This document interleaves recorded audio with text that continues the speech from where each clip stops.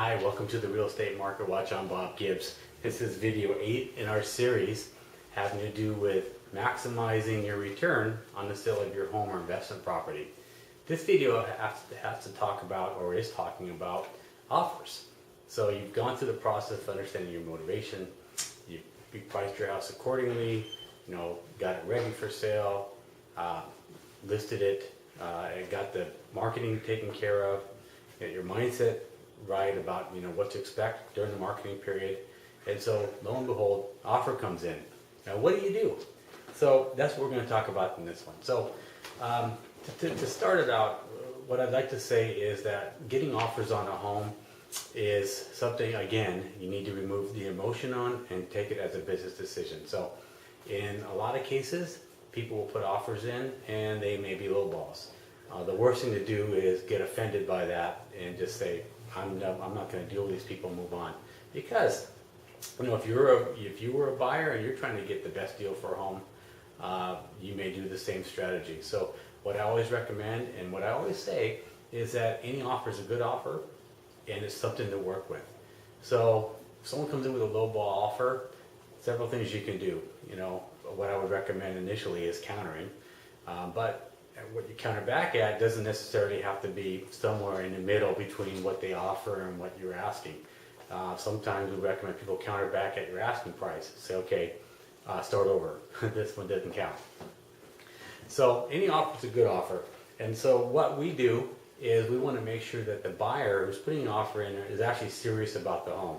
So what an offer needs to contain is a pre-approval from a bank, and it has to be a real pre-approval, not a pre-qualification, not just kind of a letter of intent. It needs to be a pre-approval. If a person's paying all cash for a house, we need to see the bank statements that demonstrate that they have the money to pay cash. So number one, we need a pre-approval for the loan amount. Number two, we need a copy of the deposit check. They're going to put an earnest money deposit down on your home. That earnest money deposit is basically an indicator of how serious they are, and that's what they're putting at risk once they remove contingencies. So that says that they're going to stay in, and if they don't, they're risking that money. So a copy of an earnest money deposit check. Then the contract itself, and the way the contract is put together tells us a lot about how serious they are. If it's missing signatures and it's sloppy and it doesn't have the financial information on there, whatever, what we recommend doing is sending it right back to them, saying, give us a real offer, or put it on the right format or something like that. Sometimes we get offers in that are on contracts that no one's ever seen before. That's not going to work. So we send it right back. The other thing too is really understanding the buyer's motivation. If you're selling an investment property, usually it's someone who's buying an investment property and their motivation is to make money on it over time. But if it's a family moving into the area, you want to make sure that they're not just shopping around and kicking tires. So what can happen in certain markets is you'll have buyers that will put offers on 4 or 5 different homes just to see who will bite on them. We try to minimize that by understanding the buyer's motivation. And the only way we can do that is from a conversation with the buyer's agent, or the person who's actually putting together the offer for their client. So we have a discussion with them. And then once we have that information, we get back to you as a seller and say, okay, here's the situation. There's a buyer. Here's what they're looking to do. Here's how motivated they are. Here's their offer. And here's the terms. We go through each item on there so you understand all the costs that they're asking you to cover, all the costs that they're covering, and you can kind of figure out what your bottom line is going to be. What we need to pay attention to in the offers these days is the contingency periods. So it's not always the highest price that's the best offer. Some people put high prices in there, but then you can tell that they're not really motivated and they're just kind of tire kicking. They put low deposits down, the contract's not written well, things like that. So you're better off working with an agent who knows what they're doing, right? So we will talk to the other agent to make sure we understand the motivation of the buyer and see actually how good the other agent is, and to see to make sure that the likelihood of it closing is higher.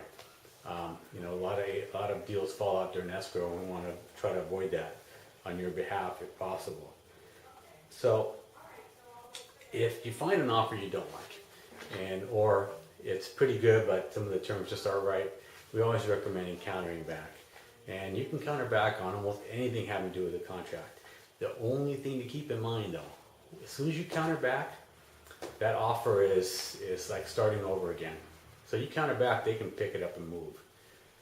If they counter back to you, just say you put a counter back to them and they counter back to you, you can accept other offers at that time because you don't have a ratified agreement. It's not until people have both signed and agreed to terms that you have a ratified agreement. And at that time, you have a contract and you can open escrow. So bottom line on this message is no offer is a bad offer. Every offer is worth looking at and working with.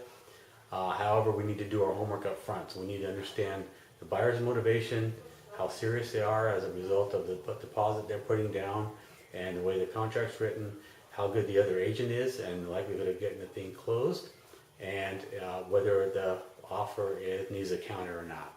So that's it for this message. Again, offers are very important, but again, no offer is a bad offer, and every offer is worth working with. That's it for today. Bye.